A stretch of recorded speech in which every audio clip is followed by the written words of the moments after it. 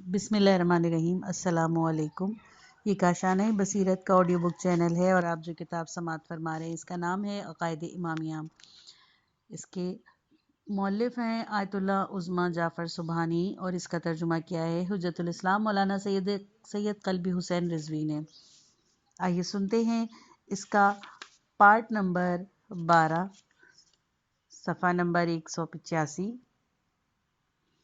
مذکورہ اور ان کے علاوہ دیگر دلائل کی بنا پر شیعہ امامیہ کے بلند پایہ علماء نے اہل بیت اطہار علیہ السلام کی پیروی کرتے ہوئے قدیم زمانے سے آج تک قرآن مجید کی تحریف سے محفوظ ہونے کی حقیقت کی تائید کی ہے۔ ان میں سے درج ذیل شخصیتوں کی طرف اشارہ کیا جا سکتا ہے: فضل ابن شازان متوفی 2060 ہجری عصر ائمہ میں زندگی کرتے تھے۔ کتاب الایضاح صفحہ نمبر 217 میں۔ نمبر 2، شیخ صدوق متوفی 381 ہجری میں۔ کتاب الاعتقاد صفحہ نمبر 93۔ شیخ مفید مفتی 413 ہجری۔ کتاب اجوبۃ المسائل سرویہ مطبوع در مجموعۃ الرسائل صفحہ نمبر 266۔ سید مرتضیٰ متوفی 432 ہجری۔ کتاب جواب المسائل الطرابلسیات کہ اس کے کلام کو شیخ طبری نے جامع البیان کے مقدمے میں ذکر کیا۔ شیخ طوسی بمعروف بے شیخ الطائفہ متوفی 4060 ہجری 460 ہجری۔ کتاب التبیان جلد اول صفحہ نمبر 3۔ شیخ طبری متوفی 548 مجمع البیان کے مقدمے میں عدم تحریف قرآن کی تشریح اور تاکید کی ہے۔ سعید ابن طاؤس متوفی 666 ہجری۔ کتاب سعد السعود صفحہ نمبر 144 میں فرماتے تھے: عدم تحریف قرآن امامیہ کا نظریہ ہے۔ علامہ حلی متوفی 726 ہجری۔ کتاب اجوبۃ المسائل مہناویہ صفحہ نمبر 112 میں لکھتے ہیں: حقیقت یہ ہے کہ قرآن میں کسی قسم کی کمی یا زیادتی واقع نہیں ہوئی ہے، اور میں تحریف کے قول کے سلسلے میں خدا سے پناہ چاہتا ہوں، کیونکہ یہ امر پیغمبر کے ایک متواتر معجزے میں شک کا باعث بنتا ہے۔ ہم یہاں پر تحریف قرآن کے منکر علماء شیعہ کے ذکر کو تمام کرتے ہوئے اس امر کی تاکید کرتے ہیں کہ شیعہ امامیہ کے بلند پایہ علماء مختلف زمانوں میں قرآن کے عدم تحریف کے عقیدے کے قائل رہے ہیں، اور عصر جدید میں بھی تمام شیعہ مراجع اس عقیدے کے قائل ہیں۔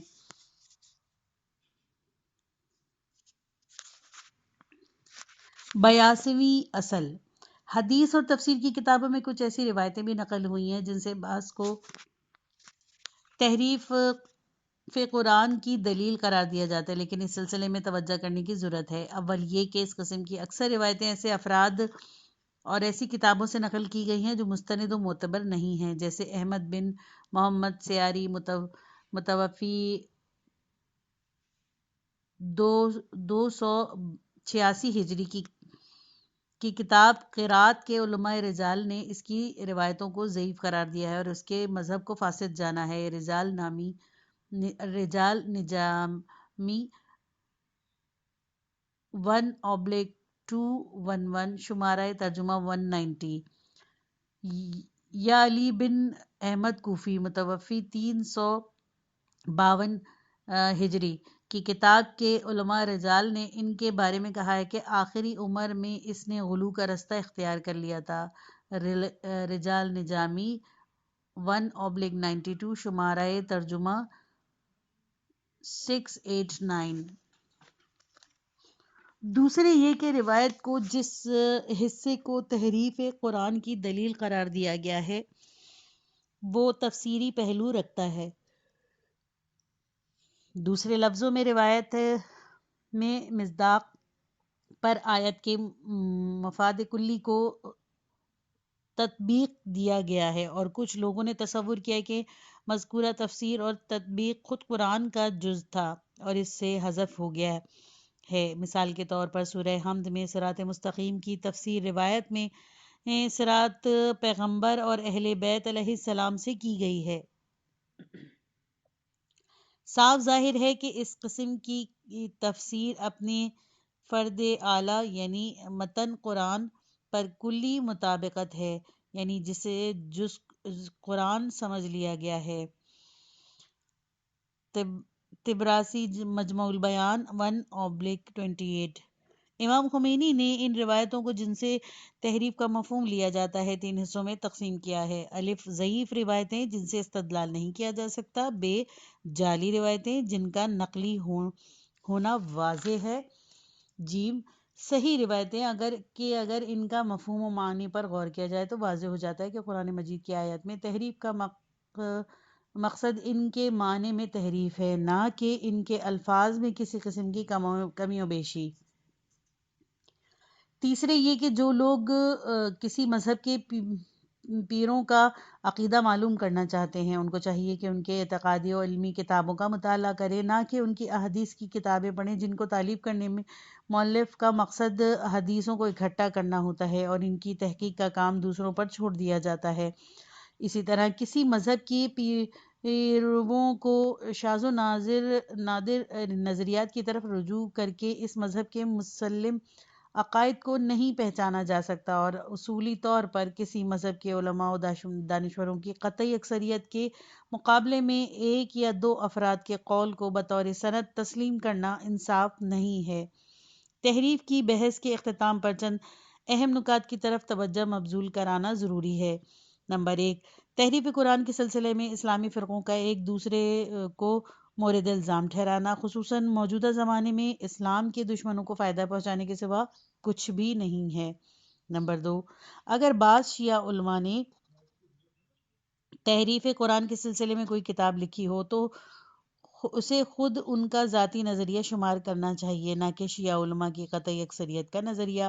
اسی لیے ہم دیکھتے ہیں کہ ایسی کتابوں کے اشاعت کے بعد شیعہ علماء کی طرف سے اس کی مذمت اور رد میں بہت سی کتابیں لکھی گئی ہیں۔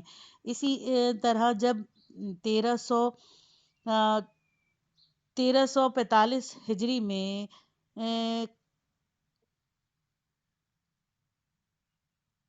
ایک مصری عالم نے اہل سنت کی حدیث کی کتابوں سے استناد کر کے تحریف قرآن کے ثبوت کے طور پر فرقان کے نام کی ایک کتاب لکھی تو الزہرا یونیورسٹی کے علماء کی طرف سے اس کی رد کی گئی اور اسے ضبط کر لیا گیا۔ نمبر 3، دنیا بھر کے مسلمانوں کو آسمانی کتاب قرآن مجید ہے۔ یہ کتاب 114 سوروں پر مشتمل ہے۔ اس کا پہلا سورہ الحمد اور آخری سورہ ناس ہے، اور کلام الہی کی یہ کتاب قرآن کے نام سے اور مجید اور کریم اور حکیم جیسے صفات سے متعارف ہوئی ہے۔ ریفرنس نمبر 1، قاف والقرآن المجید، قاف انا قرآن الکریم فی کتاب مکنون، سورہ واقعہ 77، یاسین والقرآن الحکیم، یاسین آیت نمبر 1۔ مسلمان کبھی کبھی اسے مصحف کے نام سے بھی یاد کرتے ہیں۔ عربی زبان میں مصحف تحریر شدہ اوراق اور ایک مجموعے کو کہتے ہیں جن کو ایک جگہ پر جمع کیا گیا ہو۔ روایت ہے کہ پیغمبر اسلام صلی اللہ علیہ وآلہ وسلم کی رحلت کے بعد جب قرآن کے سوروں کو ایک جگہ جمع کیا گیا تو کچھ اصحاب نے اسے مصحف کہنے کا مشورہ دیا۔ اتفاق 11/85۔ اس لحاظ سے مصحف تحریر شدہ اوراق کے ایک مجموعے کو کہتے ہیں جو کتاب کی صورت میں ایک جگہ جمع کیے گئے ہوں، خواہ یہ قرآن ہو یا دوسری کوئی کتاب۔ خود قرآن مجید نامہ اعمال کو مصحف کا نام دیتا ہے اور فرماتا ہے، سورہ تکویر آیت نمبر 10، اور جب نامہ اعمال منتشر کر دیے جائیں گے۔ اسی طرح دوسرے آسمانی کتابوں کو بھی مصحف صحف کے نام سے دیتے ہوئے فرماتا ہے، صحف ابراہیم و موسیٰ، سورہ اعلیٰ آیت نمبر 19، ابراہیم علیہ السلام اور موسیٰ علیہ السلام کی کتابیں۔ ان آیات سے یہ پتہ چلتا ہے کہ صحیفہ یا مصحف کے وسیع معنی ہیں، اگرچہ یہ کلمہ پیغمبر اسلام صلی اللہ علیہ وسلم کی رحلت کے بعد قرآن مجید کے ایک نام کے طور پر استعمال ہوا، اس لحاظ سے یہ امر بالکل تعجب خیز نہیں ہے اگر پیغمبر اسلام صلی اللہ علیہ وآلہ وسلم کی بیٹی حضرت فاطمہ زہرا سلام اللہ علیہ کی کتاب کو مصحف کہا جاتا ہے۔ اس مصحف کی حقیقت کے بارے میں حضرت امام صادق علیہ السلام کی ایک روایت کی تشریح میں فرماتے ہیں، حضرت فاطمہ زہرا سلام اللہ علیہ کی پیغمبر اسلام صلی اللہ علیہ وآلہ وسلم کی رحلت کے بعد 57 دن زندہ رہیں، 75 دن زندہ رہیں۔ اس مدت میں ان پر غم و اند کے پہاڑ ٹوٹ پڑے۔ جبرائیل امین خدا کے حکم سے جبرائیل امین علیہ السلام نازل ہوتے تھے اور حضرت فاطمہ الزہرا سلام اللہ علیہ کو رسول خدا صلی اللہ علیہ وآلہ وسلم کے بارے میں نیز خدا کے نزدیک خود ان کے مقام و منزلت کے بارے میں بیان فرماتے اور اس طرح حضرت فاطمہ الزہرا سلام اللہ علیہ کو تسلی دیتے تھے، اور اس کے علاوہ مستقبل میں رونما ہونے والے حوادث کے بارے میں ان کو خبر دیتے تھے۔ امیر المومنین علیہ السلام جبرائیل امین علیہ السلام کے بیانات کو، جیسے حضرت فاطمہ الزہرا سلام اللہ علیہ آپ کو املا فرماتی تھیں، لکھتے تھے، اور یہی کتاب مصحف فاطمہ کہلاتی ہے۔ کافی /1/24 ابو جعفر امام صادق علیہ السلام سے نقل کرتے ہیں کہ آپ علیہ السلام نے فرمایا، مصحف فاطمہ علیہ السلام میں کتاب الہیہ میں سے کوئی چیز نہیں ہے، یعنی تصور نہ کیجئے کہ یہ قرآن ہے، بلکہ اس کتاب کے مطالب ان کے والد علیہ السلام کی رحلت کے بعد ان پر الہام ہوئے ہیں۔ ہم فقہ اور حدیث میں سے متعلق حصے میں بیان کریں گے کہ امت اسلامی میں ایسی بلند پایہ شخصیتیں گزری ہیں کہ نبی نہ ہونے کے باوجود ان سے فرشتے باتیں کرتے تھے۔ ایسے افراد کو محدث کہتے ہیں، اور پیغمبر اسلام صلی اللہ علیہ وآلہ وسلم کی بیٹی محدثہ تھیں۔ 7واں باب کلیات عقائد، صفحہ نمبر 119، امامت و خلافت، صفحہ نمبر 191، صفحہ نمبر 192۔ پیغمبر اسلام صلی اللہ علیہ وآلہ وسلم نے اسلامی شریعت کی تبلیغ اور مدینہ فاضلہ کی بنیاد ڈالنے کے لیے 23 سال تک انتہائی جدوجہد کے بعد 11ویں ہجری کے ابتدائی ایام میں اس دنیا سے رحلت فرمائی۔ حضرت صلی اللہ علیہ وآلہ وسلم کی رحلت کے باوجود اس کے کہ وحی و نبوت اختتام کو پہنچی اور اب نہ کوئی پیغمبر آئے گا اور نہ کسی نئی شریعت کی بنیاد ڈالی جائے گی، لیکن وحی الہی کو پہنچانے کی ذمہ داری کے علاوہ جو فرائض پیغمبر اسلام صلی اللہ علیہ وآلہ وسلم کے ذمے تھے وہ ہرگز منسوخ ہو کر اختتام کو نہیں پہنچے۔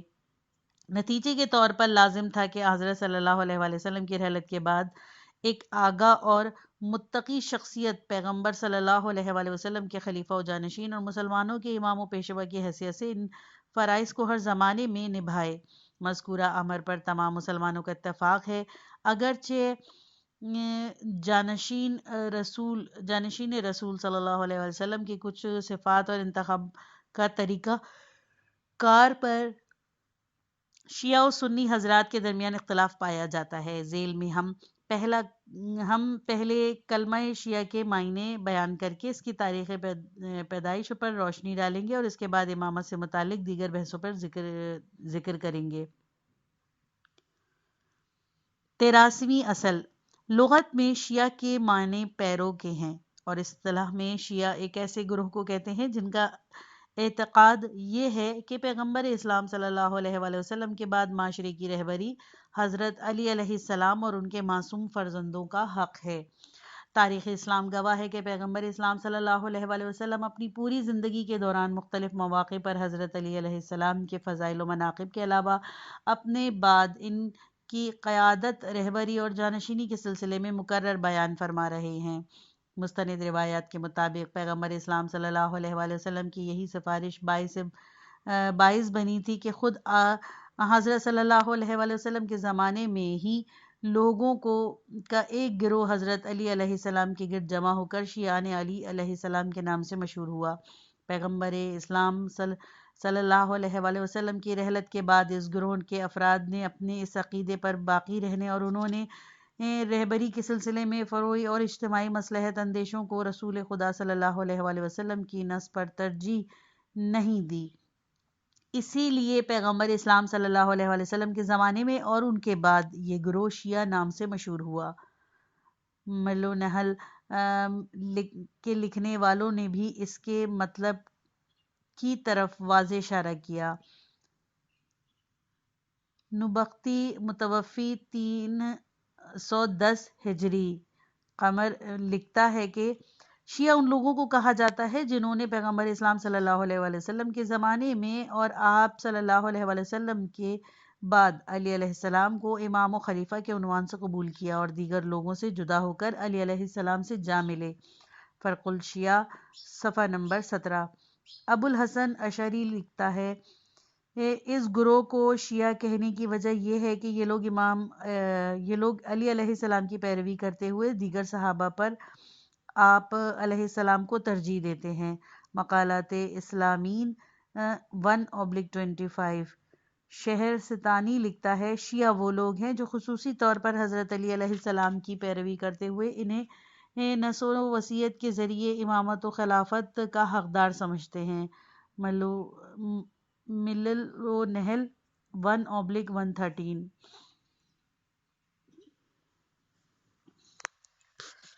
84ویں اصل۔ آئندہ بحثوں میں ہم یہ ثابت کریں گے کہ مسئلہ امامت ایک الہی اور آسمانی مسئلہ ہے اور پیغمبر اسلام صلی اللہ علیہ وآلہ وسلم کا جانشین بھی وحی الہی کے ذریعے پیغمبر صلی اللہ علیہ وآلہ وسلم کے ہاتھوں سے معین ہونا چاہیے۔ لیکن اس موضوع سے متعلق روایتوں اور عقلی دلائل کی وضاحت و استدلال سے پہلے فرض کریں کہ اس سلسلے میں کوئی شرعی نص دستیاب نہیں ہے۔ ایسی حالت میں ہمیں دیکھنا چاہیے کہ اس زمانے کے حالات کے پیش نظر حکم عقل کا تقاضا کیا ہے۔ بدیہی طور پر عقل حکم کرتی ہے کہ اگر کوئی اصلاح کرنے والا اپنی سالہ سال کی انتھک کوشش کے نتیجے میں ایک منصوبے کو روبہ عمل لا کر انسانی سماج میں ایک نئی روش پیدا کر دے تو فطری طور پر اس کے لیے ضروری ہے کہ وہ اس کی منصوبہ بندی کو جاری رکھنے کے لیے اس کی نشو و نما کے لیے چارہ گوئی کرے گا۔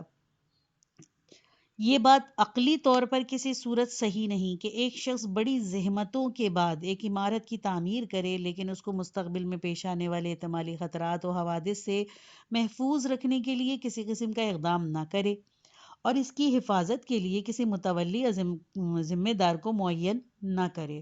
پیغمبر اسلام صلی اللہ علیہ وآلہ وسلم عالم بشریت کی سب سے عظیم شخصیت ہیں۔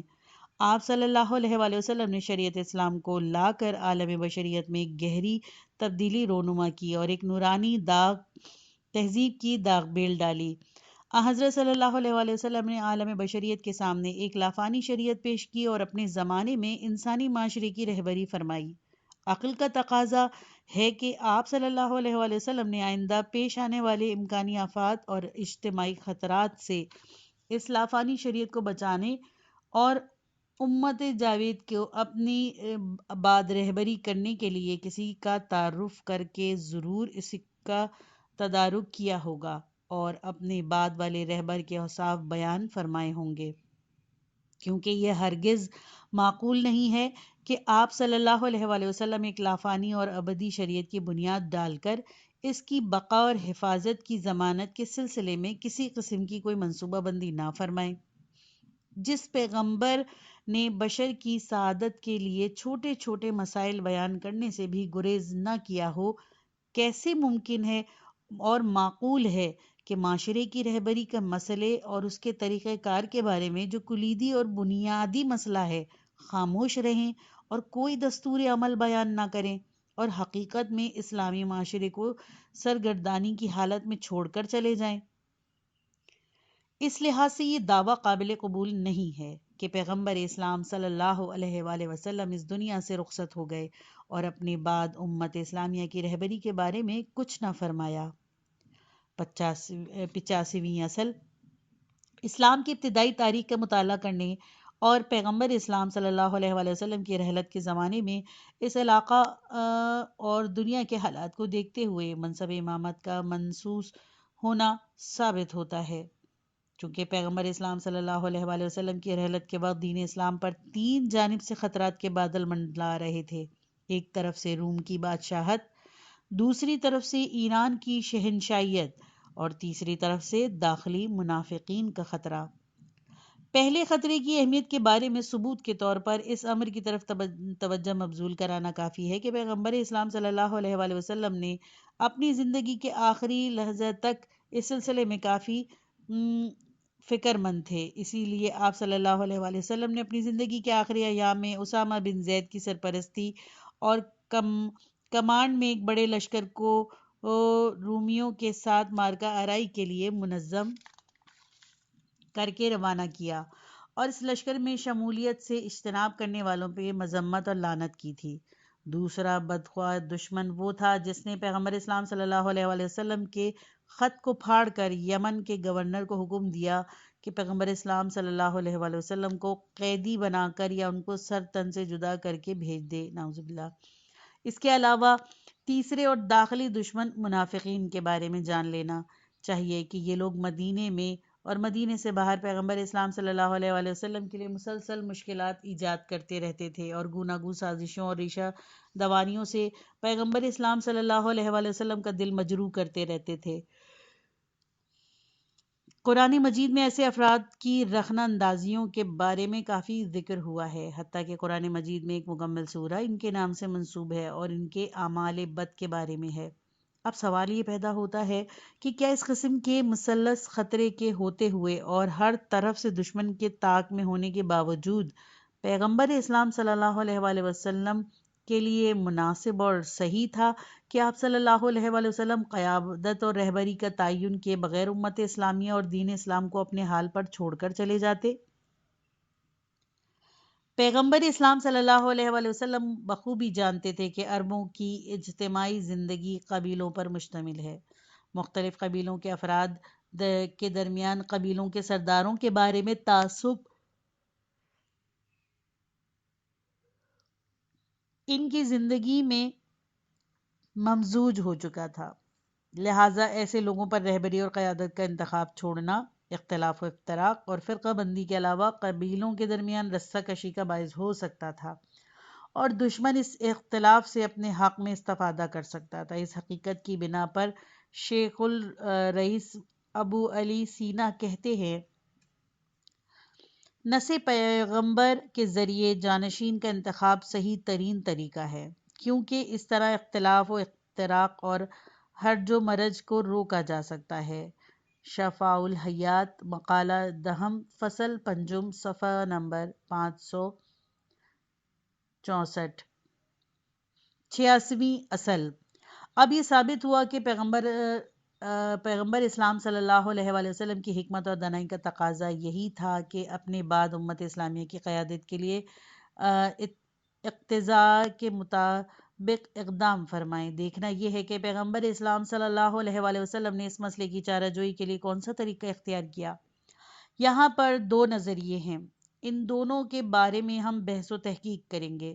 نمبر 1، رسول اکرم صلی اللہ علیہ وآلہ وسلم نے خدا کے حکم کے مطابق امت اسلامیہ کی قیادت و رہبری کے لائق ایک ممتاز اور مناسب شخصیت کا انتخاب کر کے اسے اپنے جانشین کی حیثیت سے لوگوں میں تعارف کرایا۔ نمبر 2، پیغمبر اسلام صلی اللہ علیہ وآلہ وسلم نے اپنی جانشینی اور امت اسلامیہ کی رہبری کا انتخاب کا مسئلہ لوگوں پر چھوڑ دیا تاکہ وہ آپ صلی اللہ علیہ وسلم کی رحلت کے بعد خود اپنی مرضی سے کسی کا انتخاب کر لیں۔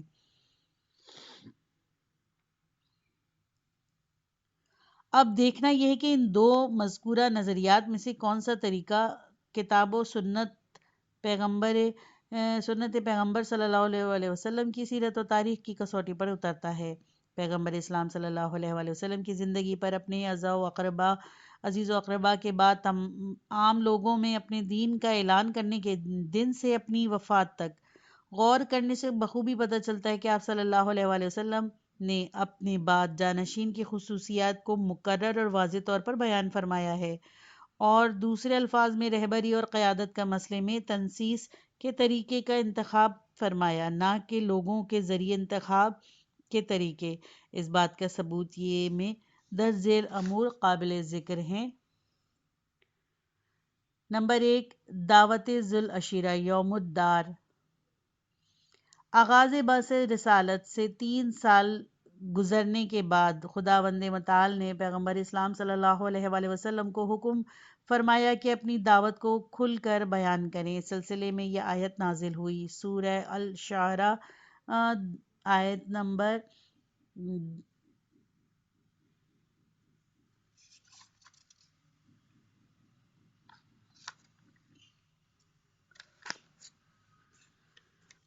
214۔ اور پیغمبر صلی اللہ علیہ وآلہ وسلم اپنے قریبی رشتہ داروں کو ڈرائیے۔ پیغمبر اسلام صلی اللہ علیہ وآلہ وسلم نے بنی ہاشم کے بزرگوں کو جمع کیا اور فرمایا، میں آپ لوگوں کے لیے دنیا و آخرت کی خیر کی نیکی لایا ہوں۔ خدا نے مجھے حکم دیا ہے کہ آپ لوگوں کو اس طرف دعوت دوں۔ آپ میں سے کون ہے جو اس دین کی اشاعت میں میری مدد کرے تاکہ میں اسے اپنے لوگوں کے درمیان اپنا بھائی، وصی اور جانشین مقرر کروں۔ حضرت صلی اللہ علیہ وآلہ وسلم نے اس جملے کو 3 بار دہرایا، اور ہر بار فقط حضرت علی علیہ السلام نے اٹھ کر آمادگی کا اعلان کیا۔ اس موقع پر حضرت صلی اللہ علیہ وآلہ وسلم نے فرمایا، بے شک یہ تم لوگوں میں میرا بھائی، وصی اور خلیفہ ہے۔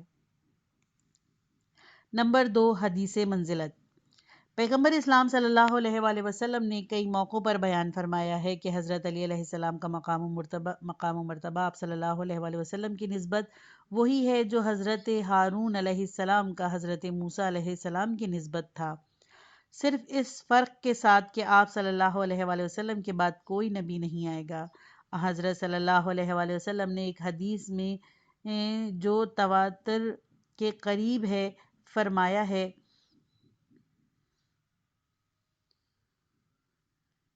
یا علی انت منا بمنزلت ہارون من موسیٰ الا انہ لنبی بعدی۔